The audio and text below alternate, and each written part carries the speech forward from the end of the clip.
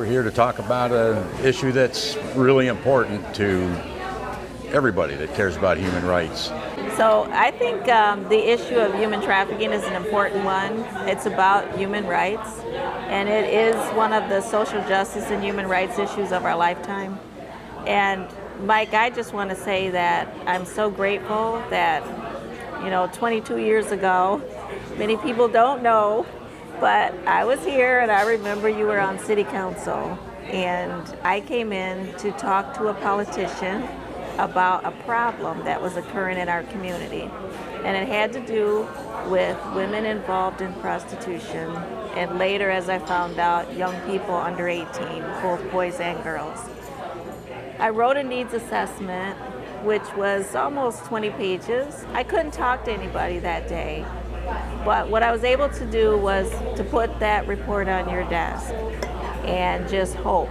And you actually read it, and you called me up and said, this is important, that these lives matter, and we need to do something about it. And I know you remember that. Oh, I do. I do. And I remember you getting me a chance to talk on the floor of City Council, and actually out of the general budget, getting me money to be very able to start. little. But we made that money stretch, and to us that was a lot of money. And that enabled us to do street outreach, and that enabled us to connect with women at risk and to build relationships and to build bridges for women to get into programming and to better their lives. It's funny because I remember very clearly, I think I came back from lunch and I saw your report, and this looks interesting.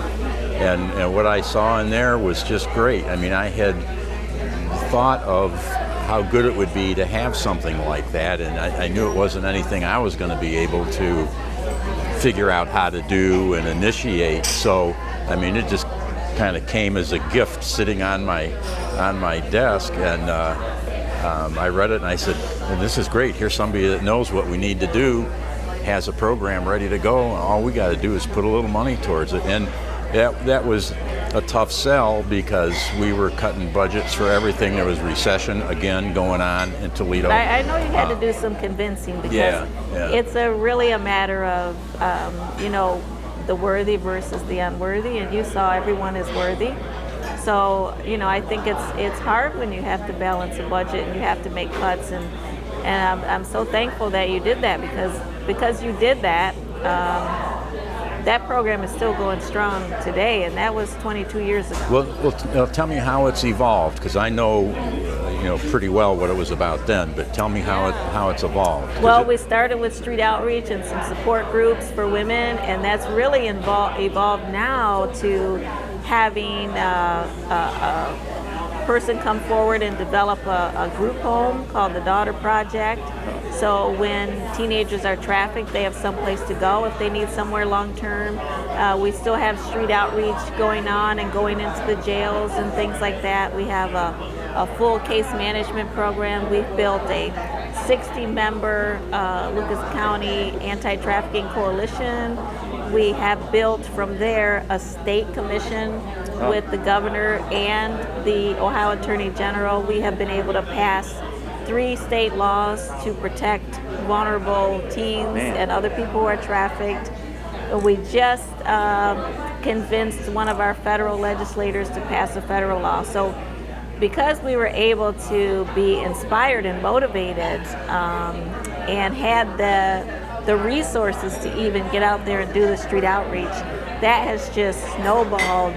Wow. As you know, we take a little bit and just keep building That's it and great. roll it into something Man. that helps people. Yeah. Really, when I look back at the 4 years that I was on City Council, this is, I consider the 2 things that I did very important, and this is one of them. That's the way I like to see politics work. I think it's for the people, of the people, by the people. And I think the partnership that we were able to form in the early days, just comes back to all the possibilities of the partnerships that could be formed under your administration.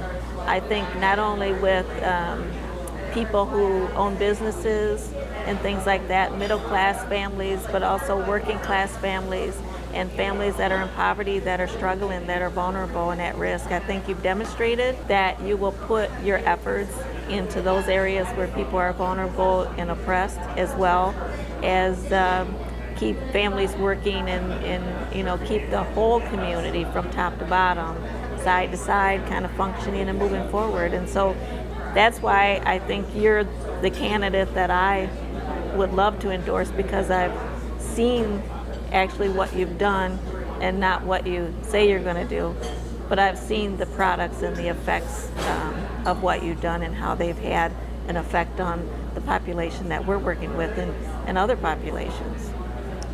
Thank you. I mean, it does my heart glad, and I hope we get a chance to do a lot more. I hope so, because I think you'd be a fabulous mayor. And let's give it a try.